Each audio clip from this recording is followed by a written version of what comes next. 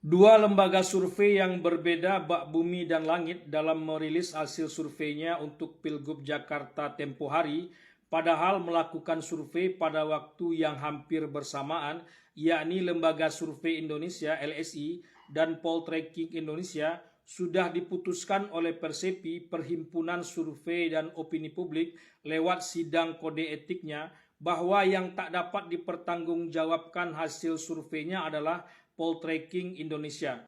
Dengan demikian, Poltreking Indonesia tak boleh lagi mempublikasikan hasil surveinya sebelum berkonsultasi dengan Persepi, kecuali Poltreking Indonesia tak lagi menjadi bagian dari anggota Persepi. Hasil survei Poltreking Indonesia yang tak bisa dipertahankannya itu menempatkan pasangan Ridwan Kamil Suswono, disingkat Rido, unggul dengan angka 51,6%, sementara pasangan Pramono Anung Rano Karno memperoleh angka 36,4%, dan pasangan Dharma Pongrekun Kunwardana hanya memperoleh 3,9%. Sedangkan hasil survei Lembaga Survei Indonesia (LSI) yang dianggap bisa dipertanggungjawabkan itu justru menempatkan pasangan Pramono Anung Rano Karno di tempat teratas dengan angka 41,6%, sementara pasangan Ridho terjun bebas ke angka 37,4%, dan Dharma Pongrekun Kunwardana memperoleh angka 6,6%.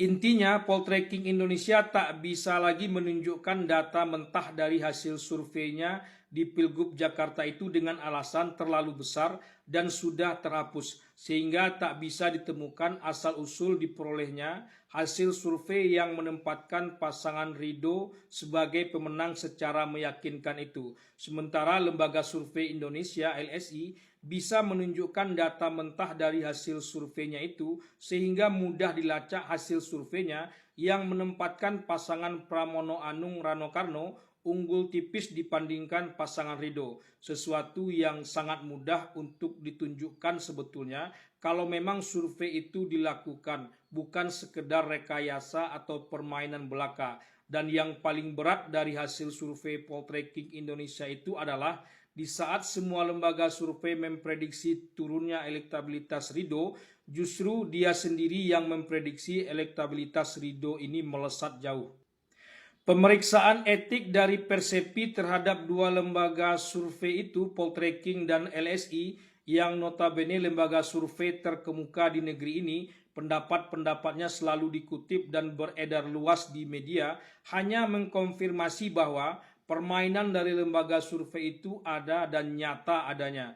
Rilis hasil surveinya saja yang ada, tapi bisa jadi surveinya itu sendiri tak pernah dilakukan. Persentasenya ada, tapi hanya di atas kertas saja. Di lapangannya tak ada. Ternyata pengkhianatan kaum intelektual seperti yang pernah dikatakan dulu Julian Benda itu benar adanya dan langgeng sampai saat ini. Publik enteng saja dibohongi tanpa merasa bersalah, entah berapa cuan yang diterima untuk profesi yang seperti itu.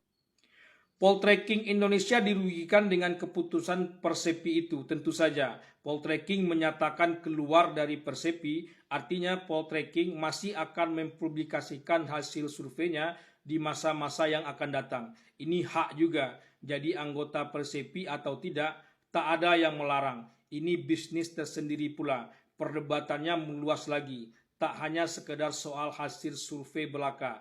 Siapa yang paling akurat dan paling berintegritas diserahkan lagi kepada masyarakat.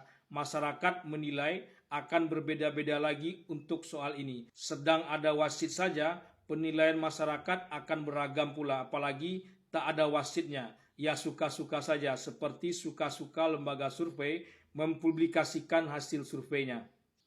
Seperti yang juga saya katakan pada komentar sebelumnya, untung saja pemberitaan masalah beda hasil survei ini di Jakarta bukan pemberitaan yang nomor satu alias trending topic. Beberapa pekan ini publik tersedot seputar kabinet baru dan presiden baru.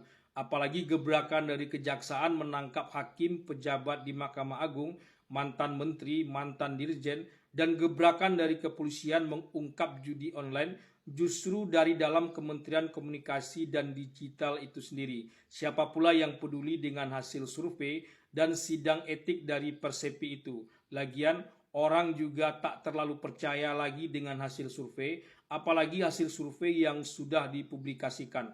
Aroma kepentingan politiknya terlalu kentara. Lembaga survei baiknya menjadi bagian dari partai politik saja.